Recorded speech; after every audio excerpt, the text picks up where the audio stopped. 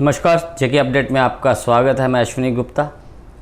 आज हम बात करेंगे कश्मीर पर, क्योंकि जिस प्रकार से कश्मीर में एक सैयद अली शाह गिलानी जिनका निधन हो गया और आज सुबह सुबह उन्हें सुपुर्द खाक भी किया गया, उन्हीं पर हम चर्चा करेंगे कि उनकी हस्ती कैसी रही, क्या इतिहास रहा, कैसे वो एक अलगाववादी नेता के रूप में सामने उभरे और कश्मीर में कैसा उनका दबदबा रहा। इसी पर बात करने के लिए हमारे साथ यहाँ पर स्टूडियो में मौजूद हैं वरिष्ठ पत्रकार सतीश वर्मा जी, जो कि स्वयं सैयद अली शाह गिलानी से रूबरू भी हो चुके हैं और काफ़ी कुछ उनके बारे में जानते हैं। तो वर्मा साहब, जेके अपडेट में आपका स्वागत है। शुक्रिया सर, ये बताएं कि सैयद अली शाह गिलानी किस प्रकार से एक अलगाववादी नेता के रूप में बनकर सामने आए, क्या इतिहास रहा उनका? देखिए, पहली बात तो यह है कि अश्विनी जी, ये बहुत बड़ा सेटबैक है पाकिस्तान को अलगाववाद मूवमेंट को लेकर।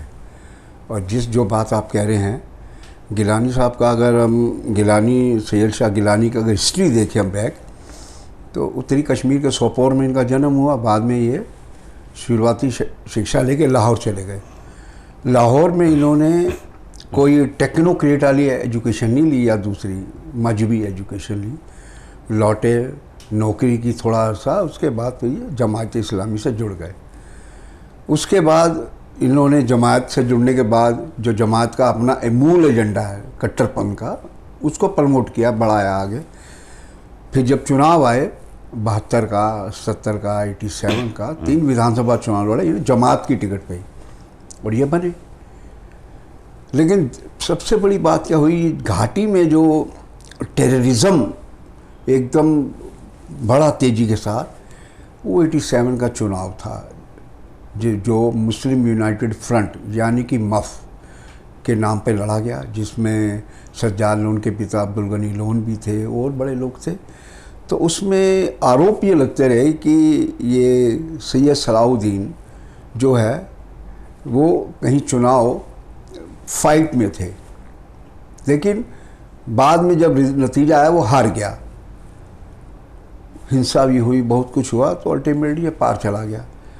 तो कहने का ये है कि सैयद अली शाह गिलानी के बारे में उनके, देखिए, व्यवहारिक पक्ष तो ये भी है कि सबको मालूम है कि वो हमारे जम्मू कश्मीर को पाकिस्तान में विलय की जब बोलते थे, इस तरह का बेसुरा राग अलापते रहे कि नहीं, पाकिस्तान में मुस्लिम मेजॉरिटी स्टेट है, पाकिस्तान में जाना चाहिए।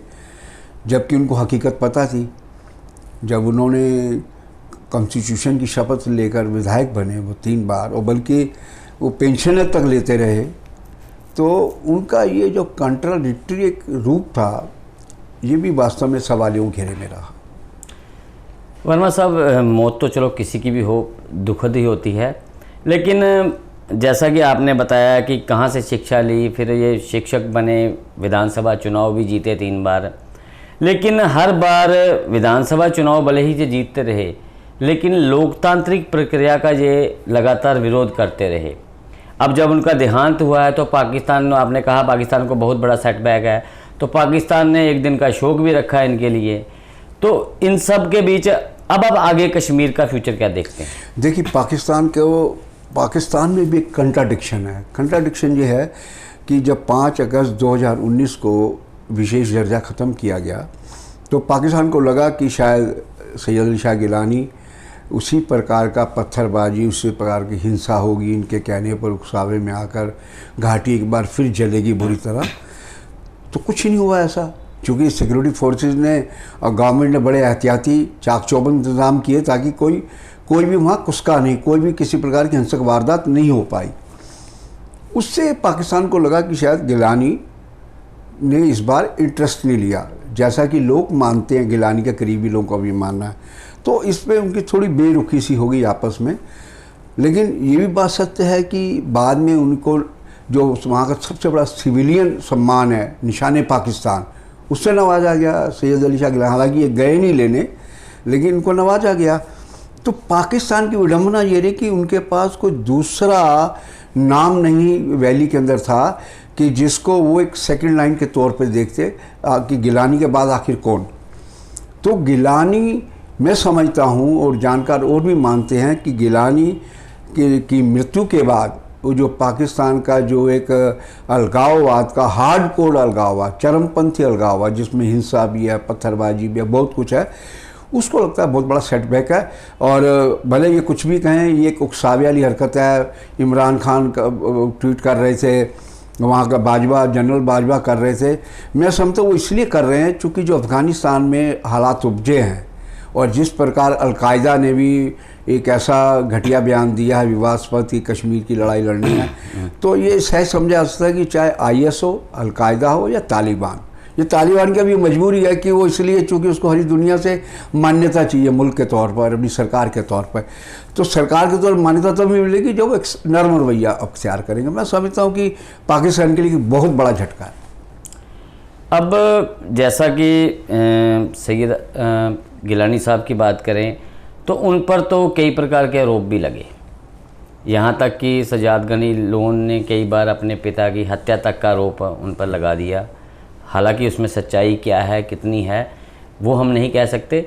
लेकिन अब दूसरी तरफ जब गिलानी साहब अब दुनिया से रुखसत हो गए हैं, तो ऐसे में जो बीते दिनों से जैसा माहौल घाटी में बनाने की कोशिश की जा रही है, जिस प्रकार से महबूबा मुफ्ती लगातार बयानबाजी कर रही हैं, कहीं ना कहीं आपको नहीं लगता ऐसा कि ये अलगाववाद की तरफ जो घाटी को ले जाने का प्रयास हो रहा है एक बार फिर से? नहीं, ये तो बात बिल्कुल सही है, क्योंकि जिस प्रकार की भाषा बोली जाती है, ये जो लोग हाशिए पे हैं आज राजनीति में, चाहे वो नेशनल कॉन्फ्रेंस हो या PDP हो, ये हाशिए पे लोग हैं आज की डेट में। इनका कहा जाए तो फ़िलहाल कोई आधार इनका दिखता नहीं। जिस प्रकार PDP टूट गई, बिखर गई पूरी तरह, अपनी पार्टी, जम्मू कश्मीर अपनी पार्टी में लोग बहुत चले गए, दाएं बाएं चले गए, तो हमें लगता है कि एक बौखलाहट भी, फ्रस्ट्रेशन है इन पार्टी नेताओं में। वो इसीलिए इस तरह की बोली बोल रहे हैं। हालांकि महबूबा मुफ्ती में दुख जताया है मौत पर, लेकिन उसने ये भी कहा महबूबा मुफ्ती ने कि कई बातों में हम उनसे सहमत नहीं थे, लेकिन वो कौन सी बातें थी उसका खुलासा नहीं किया। या तो ये कहते कि वो पाकिस्तान में विलय की बात करते थे, हम उसके विरोध करते थे, वो बात नहीं कही उन्होंने। हाँ, रही सज्जाद लोन की, सज्जाद लोन ने भी दुख जाहिर किया है।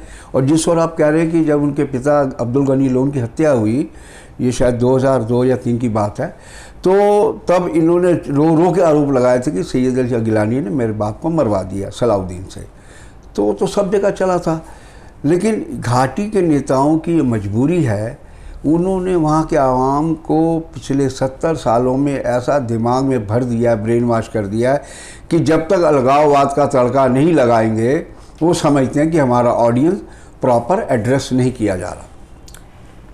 अगर हम बात गिलानी साहब की कर रहे हैं तो उसमें वो एक अच्छे राइटर भी थे, करीब 30 के करीब उन्होंने किताबें भी लिखी हैं। हालांकि मैंने कोई किताब पढ़ी नहीं है उनकी, लेकिन उन किताबों में ज़्यादातर जो मजहबी संदेश जो था ज़्यादा रहता था। क्या आप इस बारे में क्या कहें? बिल्कुल, वो कुछ किताबें उनकी अलगाववाद को लेकर भी थी, आज़ादी को लेकर, जो सो कॉल्ड आज़ादी मांगते हैं। मुझे याद है कि मैं जब नई दिल्ली से ट्रांसफ़र होकर जम्मू कश्मीर आया, तो मेरे मन में बड़ी जिज्ञासा थी अलगाववाद, इन पर स्टडी करने की। तो मैं श्रीनगर में था उन दिनों, तो मैंने दिल्ली दफ्तर बात की कि भाई गिलानी साहब का इंटरव्यू किया जाए। तो उन दिनों बड़ा एक्सट्रीम पे था, टेररिज्म बड़ा पीक पे था। तो उन्होंने कहा हम कहने वाले थे आपसे कि सतीश अब श्रीनगर में है तो करिए। कहते हम खुद कहने वाले थे। तो अब मैं अदूस होटल में रह रहा था, तो मैंने टाइम फिक्स किया, उन्होंने मोबाइल नहीं होते, लैंडलाइन था, तो बात हुई, मैं पहुंच गया इनके घर हैदरपुरा, जहाँ इनका इंतकाल हुआ। तो बाहर JKP के जवान थे, उन कौन आए, मैंने बताया अपना परिचय प्रॉपर, सहारा से सतीश वर्मा। अंदर मैसेज गया, उन्होंने बुला लिया। मैं बैठा जगह, थोड़ी देर बाद आए, नमाज अदा करके कहते पहले मेरे साथ आप रोज़ा खोलिए। मेरी तरफ बढ़ा दिया खजूर और जो तमाम चीज़ें होती हैं, मैंने उनको सेवन किया। उसके बोले हाँ, बोले क्या सवाल करना है। मैं उनसे कुछ सवाल किए, कुछ सवाल तीखे भी थे, जिसमें भी आप विरोध करते हैं, आज़ादी की बात करते हैं, फिर आप पेंशन क्यों लेते हैं, ये तमाम बातें उनसे हुई मेरी। तो लेकिन मैंने एक चीज़ देखी उनमें कि वो आवेश में कभी जवाब नहीं दिया उस शख्स ने। वो कहता है कि मेरा अपना मौक़िफ़ है, मेरा एक अपना कहने का अंदाज है, मेरी अपनी एक डिमांड है, मेरा एक मकसद है जिसको लिए मैं लड़ाई लड़ रहा हूँ। और ये उनकी बदकिस्मती है, उनका जो दुःस्वप्न ही कहूँगा कि वो अधूरी ख्वाहिश रह गई और जो बेसुरा राग अलापते थे कि पाकिस्तान में विलय हो कश्मीर का, वो कभी हो भी नहीं सकता था, ना होगा, लेकिन उनकी ख्वाहिश ऐसी की ऐसी रह गई। बीइंग ए इंसान गिलानी साहब को कैसा देखते हैं, विचारधारा को अगर छोड़ दें, क्योंकि आप पर्सनली मिले हैं उनसे, तो कैसा उनका है? देखिए, मेरे को 2 वाक्य उनके याद आते हैं। एक वाक्य जिस दिन मैं इंटरव्यू लेने गया तो शाम काफ़ी हो गई थी। उन दिनों श्रीनगर में आमतौर पे दिन भर कर्फ्यू रहता था, शाम को बहुत जल्दी लग जाता था, कहाँ ग्रेनेड गिर रहा है, कहाँ क्या हो रहा है। बीएसएफ के तमाम बंकर थे। तो मैं जब गया उनके यहाँ, जब लौटने लगा तो शाम 6:30-7 बज गए, धूप अंधेरा, सर्दी के दिन थे। मैंने फ़ैन डाल के, कड़ाके की ठंड की वजह से, तो मुझे गिलानी कहने लगे, गिलानी साहब, कि तुमने जो ड्रेस डाल रखी है, बाहर तुम्हारी फ़ौज खड़ी है, वो मार देगी तुम्हें। मैंने कहा मैं तो ये ठंड के लिए डाल के लाया हूँ। कहते भले तुम ठंड के लिए डाली है, लेकिन बाहर निकलते वो मार देंगे। तो ऑटो ड्राइवर जो था, वो लोकल कश्मीर था, वो सुन के और डर गया। उनका गिलानी कह रहे हैं तो कुछ भी हो सकता है। बहरहाल मैंने मनाम जैसे भी है, तो मुझे कहता तुम्हारा जीव जुनून है, एक इंटरव्यू खबर के लिए तुम अपनी जान हथेली में रख रहे हो। मैंने कहा मैं कमिट कर चुका हूँ दफ्तर, मुझे भेजना लाजमी है। नहीं हो, मैं वहाँ से निकला तो पहला ही बंकर जो था, मुझे जिस प्रकार से उन्होंने भाषा इस्तेमाल करी फोर्सेस ने, वो हॉस्टाइल एनवायरनमेंट में होता है ऐसा। तो मैंने फट अपना सहारा का अपना कार्ड दिखाया, इत्तफाकन वो आदमी यूपी का ही था, उसने रिकग्नाइज़ किया। कहता आप तो इसलिए में जा रहे हैं तो आपके लिए तो खतरा है। फिर खैर जैसे तैसे मैनेज करके मैं होटल आया। तो मेरे कहने का मतलब कि एक रूप गिलानी का वो था, एक चरमपंथी जो पत्थरबाजी भी करवाते रहे, हिंसा भी फैलती, उन पर आरोप लगते रहे। दूसरा रूप मैंने देखा राजबाग में था। उन दिन ये जो मारे जाते हैं टेररिस्ट, इनको शौदा बोलते हैं, तो वहाँ पर इनका कार्यक्रम था। मैं वही ड्रेस डाल के, मैं रिस्क, बहुत बड़ा रिस्क लिया, मैं महसूस करता हूँ। मैं बैठ गया भीड़ के अंदर, उनके ऑडिटोरियम के अंदर, राजबाग जो हुर्रियत कॉन्फ्रेंस का दफ्तर था। जब मैं उठ, जब वो मीटिंग ख़त्म करके निकले तो मैंने उनको नमस्ते करी। तो वो हक्के वक्के रह गए कि तुम किन के बीच में बैठे हो आगे, ये शक हो जाए तो तुम्हें मार देंगे। तो मुझे कहते चलो चलो बेटा चलो हमारे साथ चलो गाड़ी में। गाड़ी में बैठाया तो मुझे समझाने लगे तुम इतना बड़ा रिस्क क्यों ले, उस दिन भी तुम गलती की है, उस दिन तुम्हें फोर्सेस टिकाने लगा दिया, ये लड़के इनमें पन कौन को लड़के आए हुए हैं। तो कहने का मतलब यह कि मैंने उनको 2 बार देखा कि उनका जो एक कहा जाए एक मानवीय रूप था, मतलब एक लड़ाई अलग होती है और एक विचारधारा की, हाँ, उससे हम कतई सहमत नहीं, उससे कोई भारतीय नहीं होगा। क्योंकि राष्ट्र के खिलाफ कोई विचारधारा है उसका हम हमेशा विरोध करते हैं, करते रहेंगे मरते तो हम, चूँकि हमारे मुल्क का मामला है। लेकिन एज ए पर्सन मैंने 2 बार उनको देखा। दोनों बार उनका व्यवहार निसी, वो चाहते तो उनको क्या लेना था, मैं हिंदू था, मैं नेशनलिस्टिक था, वो कुछ भी होने देते मेरे साथ। लेकिन दोनों बार उनका मैंने रवैया देखा, वो रवैया बड़ा गजब था। अब जब गिलानी साहब रुखसत हो चुके हैं, तो ऐसे में अब आगे आने वाले समय में कश्मीर में कैसा माहौल आप देखेंगे? क्योंकि आज जैसे कश्मीर में इंटरनेट एक बार फिर से बंद कर दिया गया है कि सुरक्षा कारणों से भी हो सकता है ये, लेकिन उनकी मौत के तत्काल बाद इस प्रकार से जो कदम उठाना, इंटरनेट वगैरह बंद करना, उसे अब आगे कैसे देखते हैं? अब कैसा माहौल कश्मीर में रहेगा? देखिए, बहुत से लीडर तो जेलों में बंद है। NIA ने मनी लॉन्ड्रिंग, टेरर फंडिंग मामले में जेल में, जैसे मसरत आलम है, आपको याद होगा जब PDP भाजपा की हुकूमत थी तो मसरत आलम को अरेस्ट भी किया गया और तत्काल थोड़ी देर में उसको छोड़ भी दिया गया, जिसे लेकर बड़ा बवंडर मचा था और बड़ी पत्थरबाजी घटना हुई। जो बुरहान वानी मारा गया तो उस टाइम भी आरोप लगे थे कि गिलानी साहब के निर्देश पर ये पत्थरबाजी हो रही है। वो व्यापक हिंसा हुई थी, कई महीने तक घाटी हिंसा की गिरफ्त में आ गई थी। एक वो दौर था, एक सन 2009 से लेकर 10 तक का, वो पूरे 2 साल जो जब उमर अब्दुल्ला की हुकूमत थी यहाँ, तब भी वायलेंस इतना बढ़ गया था घाटी में कि उसमें गोलीबारी जम के हुई, बड़े लोग मारे गए, इनको कमीशन बैठाने की बातें हुई, बड़ा कुछ हुआ। कहने का मतलब है कि मेरा अपना मानना है कि पाकिस्तान के पास जो एक मजबूत किला था अलगाववाद को लेकर, कट्टरपन को लेकर, वो ढह गया है और अब कोई चेहरा ऐसा नहीं लगता कि जो घाटी के अंदर अलगाववाद की जो जहरीली फसल है उसको भोग पाएगा। मतलब कहीं ना कहीं अब कश्मीर शांति की तरफ तो पहले ही बढ़ रहा है, अब थोड़ा उसमें ज़्यादा तेज़ी आने की आप संभावना जता रहे हैं? बिल्कुल, आपने पिछले दिन देखा कि जब यह चर्चा उठी थी कि अलगाववादियों के खिलाफ यूएपीए का इस्तेमाल होगा, तो ये पिछले इस बार की बात है। तो इनके जो अपना हैदरपुरा घर के बाहर जो दफ्तर बना था उसका बोर्ड तक हटा दिया गया था तहरीक-ए-हुर्रियत का।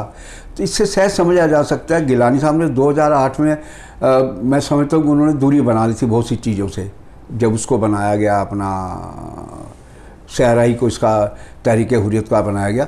तो उसके बाद ये आस्ता ये दूर होते चले गए। पीले 2020 में इन्होंने टोटल संन्यास लेने की बात कर ली थी, क्योंकि एक तो ये बड़े अरसे से बीमार चल रहे थे, किडनी प्रॉब्लम है, हार्ट की प्रॉब्लम, 50 तरह की इनको बीमारियाँ थी। तो वो भी एक वजह थी, परिवार का प्रेशर भी था। और जिस प्रकार पाकिस्तान के और इनके बीच मतभेद खड़े हुए 2019 5 अगस्त के बाद, जो पाकिस्तान तवक्को कर रहा था कि गिलानी आग लगवा देंगे, ये कर देंगे, वो कर देंगे, वो कुछ नहीं हो पाया। उसमें हमारी सिक्योरिटी फोर्सेस, खास तौर से सेना, पुलिस, अर्धसैनिक बलों की बड़ी शानदार और जानदार भूमिका रही कि घाटी को जलने से बचाया। और बल्कि मैं तो समझता हूँ उसके बाद बड़ी संख्या में टेररिस्ट मारे गए, कमांडर मारे गए हैं। तो ये बड़ी एक अच्छी बात है। और अब मैं समझता हूँ जिस प्रकार हम कई दिनों से पिछले कुछ दिनों पढ़ रहे हैं कि चाहे सेना के हमारे कमांडर हो या पुलिस के लोग हों, वो चाह रहे हैं कि जो लड़के गुमराह होकर आतंकवाद की अंधी गली में जा रहे हैं उनको वापस लौटना चाहिए, क्योंकि वो जो जिस मकसद के लिए जा रहे हैं वो अपनी मौत को दावत दे रहे हैं। तो कुल मिलाकर यह है कि गिलानी साहब की मौत के बाद अलगाववाद, कट्टरपन का जो बड़ा चेहरा था पाकिस्तान के पास, वो ख़त्म हो गया। और अब लगता नहीं हमें कि कोई इस प्रकार का चेहरा पाकिस्तान को मिलेगा जिसकी एक काल पर, बल्कि जो व्यक्ति कैलेंडर निकालता था किस दिन बंद होगा घाटी में, ना वो कैलेंडर निकलेंगे ना वो गिलानी मिलेंगे। और मैं समझता हूँ मौत तो कुदरत के हाथ में है, लेकिन पाकिस्तान को ये बहुत बड़ा झटका। वर्मा साहब बहुत बहुत शुक्रिया हमसे बात करने का। तो जिस प्रकार के वर्मा साहब ने बताया, बड़ी बारीकी से बताया, उसका लबोलबाब अब यही है कि चलिए गिलानी साहब तो अब रुखसत हो ही गए हैं, अल्लाह ताला उन्हें जन्नत नशीन करे। लेकिन इसके साथ ही एक चीज़ ज़रूर है कि जब भी कभी घाटी में, देश में, कहीं पर भी अलगाववाद की बात होगी, तब गिलानी का नाम ज़रूर लिया जाएगा। तो मुझे अश्विनी गुप्ता को दे इजाज़त। आप देखते रहें जेके अपडेट। जेके अपडेट रहे हमारे साथ। अगर आप ये वीडियो YouTube पर देख रहे हैं तो हमारे YouTube चैनल को सब्सक्राइब करें और बेल आइकन को क्लिक करें। अगर आप ये वीडियो Facebook पर देख रहे हैं तो हमारा Facebook पेज लाइक जरूर करें।